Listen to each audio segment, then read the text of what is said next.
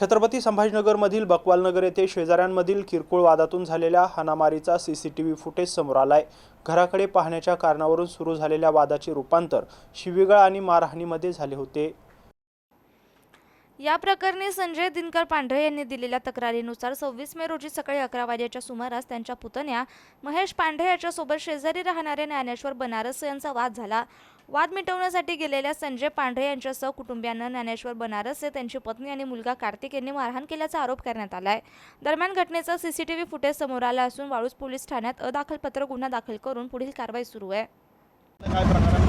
मी तिकडे घरात होतो बरं का साहेब, मी घरात होतो पण मला माहीत नाही माझ्या पोराला नातूला असं मरणाचं मारलं। 5-6 जणांना कोणं धरलं, कोणं हाणलं, काय करावं। माझं पहिल्यानं आम्हाला पहिल्यानं हे मारलेलं आहे त्यानं। माझे हात मोडले आहे साहेब, माझे हातसुद्धा मोडले। हा माझा घाटीचा रिपोर्ट आहे पोलीस स्टेशनला। हा काय करावं त्याला। तुमचं काय म्हणणं आहे, तुमची काय मागणी झाली? नाही मागणी नाही यायचं, काही ना काहीतरी लाव। आम्हाला मारणार आहे ते, कधी ना कधी मारून टाकणार आहे ना खांद्याला। आता किती वेळ झाली घटना? आई दुसरी वार आहे साहेब। विनाकारण आमच्याकडे पाहतात, तमच्याकडे पाहतात, काही कुठाने चाभऱ्या बोलवतो। लगे लय बेकार आहे साहेब। आता काय करा, आम्ही गरीब माणसं आहे हो। हां त्याच्या दाराकडे पाहत नाही, आम्हाला देणं नाही घेणं नाही काही नाही।